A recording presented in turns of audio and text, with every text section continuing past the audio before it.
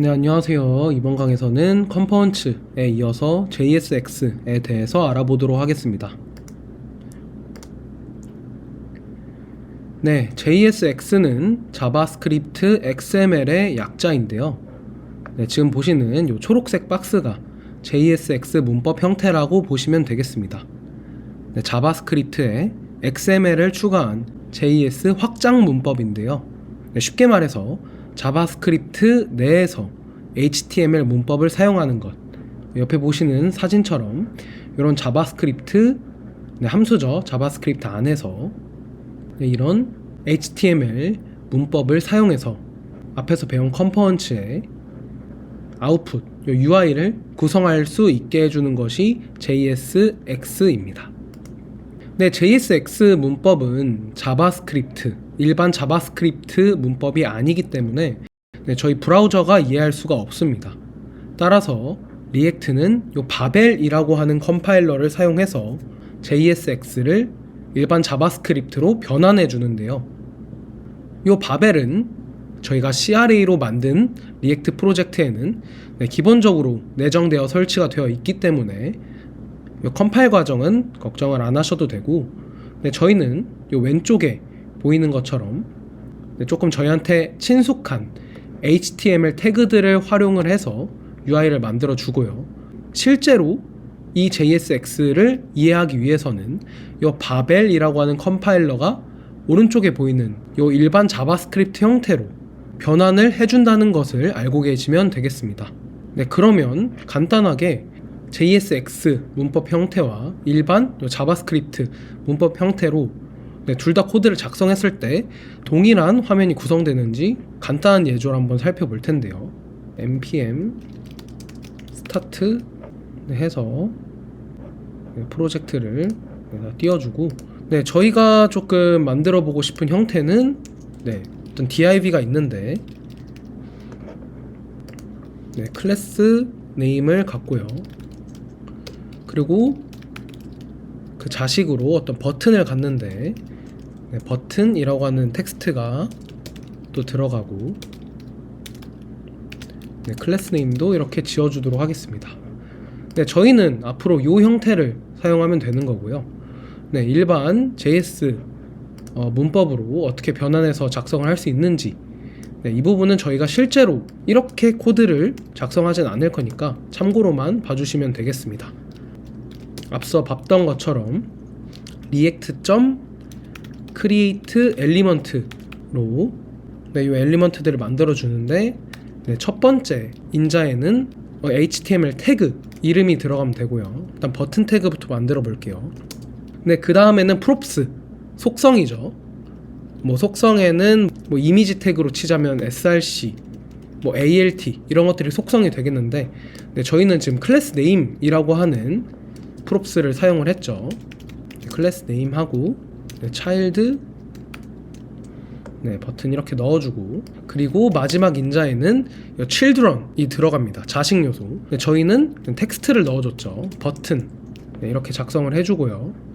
그리고 요 요소를 버튼이라고 하는 변수에 할당을 해주겠습니다. 버튼이라는 변수에 할당을 해주고, 또 래퍼라고 하는 변수에 똑같이 엘리먼트를 만들어서 이번에는 div 태그고요. props로는 클래스 네임, 래퍼 이렇게 넘겨주고, 세 번째는 children인데 버튼이 자식 요소죠. 이렇게 들어간 다음에 이 래퍼를 리턴을 해주면 동일하게 저희가 기대한 것처럼 이 index.html에 원래 있던 div이고, 그 안에 래퍼 div, 그 안에 버튼 이렇게 클래스 명과 하위 요소인 텍스트도 잘 들어가 있는 것을 보실 수가 있습니다. JSX 문법을 활용해서 컴포넌트를 만들 때 주의해야 될 규칙들이 몇 가지 있는데요. 이 JSX 문법의 규칙에 대해서 이 세 가지만 한번 알아보고 가겠습니다. 일단 첫 번째로 클래스, 저희가 일반 HTML 문서에서 이 HTML 엘리먼트에 클래스를 붙여주고 싶으면 그냥 클래스라고 속성을 적었었죠. 근데 JSX 문법에서는 클래스 네임이라고 적어주셔야 됩니다.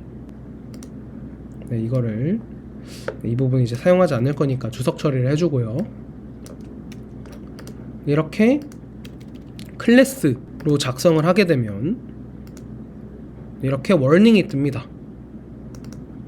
네, 클래스가 아니고 클래스 네임이야 라는 워닝이 뜨기 때문에 네, 꼭 클래스 네임으로 적어주시기 바랍니다.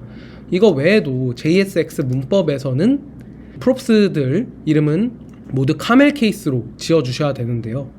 이 카멜 케이스는 네, 한번 검색해 보시면 좋을 것 같습니다. 카멜, 낙타죠. 그래서 낙타의 등 모양처럼 이렇게 중간중간에 대문자가 솟아있다 라는 의미에서 카멜 케이스라고 얘기를 하고요. 이런 형태를. 이거랑 비교되는 개념으로는 스네이크 케이스가 있어요. 뭐 이렇게 언더바가 들어가 있는 형태죠. 요거를 이제 스네이크 케이스라고 하는데 카멜 케이스와 스네이크 케이스에 대해서는 한번 찾아보시면 좋을 것 같습니다.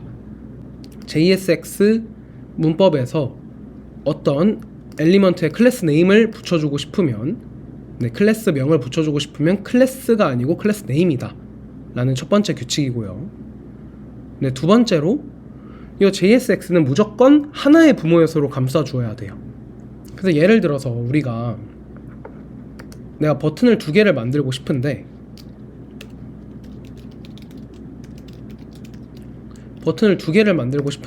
근데 div로 감싸주고 싶지 않아요. 그 상위에 또 div가 있었으니까 id가 루트인. 그래서 이렇게 만들어주면 네, 뭐라고 에러 메시지가 뜨냐면 JSX 식에는 부모 요소가 하나 있어야 한다 라고 얘기를 합니다. 이 부분이죠. 무조건 하나의 부모 요소로 감싸주어야 한다. 그래서 div로 감싸주거나 근데 이제 매번 모든 컴포넌트를 다 div로 묶어주게 되면 너무 div가 남발되고 이 개발자 도구 보기도 또 쉽지 않아지죠. 계층이 굉장히 많이 나뉘어지고. 그래서 나는 div로 묶어주고 싶지는 않은데 그럼 어떻게 감싸줘야 될까? 이럴 때는 빈 태그를 사용을 하면 됩니다. 요런 오른쪽에 있는 빈 태그 형태를 사용하면 되고요. 요거는 프래그먼트라고 부르고 실제로 화면에 렌더링 되지는 않습니다. 한번 같이 볼게요. 이거를 이제 프래그먼트 라고 하는 요소로 이렇게 임포트를 해줘야 되고요. 리액트 라이브러리에 들어가 있는 요소여서 네, 이렇게 만들어주고 엘리먼트를 한번 보면 요 div 안에 바로 버튼이 들어가 있는 것을 볼 수가 있습니다. 실제로 정말 프래그먼트가 렌더링 되지 않았네요. 사실 요 형태는 좀 너무 길기 때문에 이렇게 빈 태그로 작성을 해주시면 됩니다. 이 프래그먼트 태그의 추격형 문법이라고 보시면 되겠습니다. 네, 세 번째로 오타가 있네요. 세 번째로 네, JSX 안에서 자바스크립트 표현식을 사용하고 싶을 때에는 이 중괄호를 사용해 주셔야 됩니다. 네, 이게 중괄호죠. 이게 중괄호예요.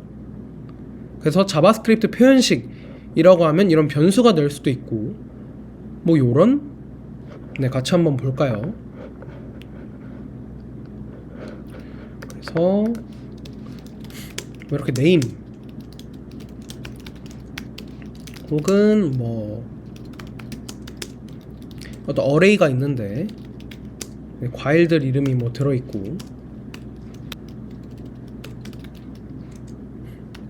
근데 저 이제 네임과 fruits를 요 JSX 문 안에서 사용을 하고 싶어요. 뭐 이런 형태로요. 뭐 버튼 네, 이름에는 네, 요 찰스 저 네임을 넣어주고 싶어. 그럼 이렇게 중괄호를 만들어주고 네임 이렇게 넣어주면 됩니다. 네, 또 혹은 뭐 리스트 형태를 만들어주고 싶은데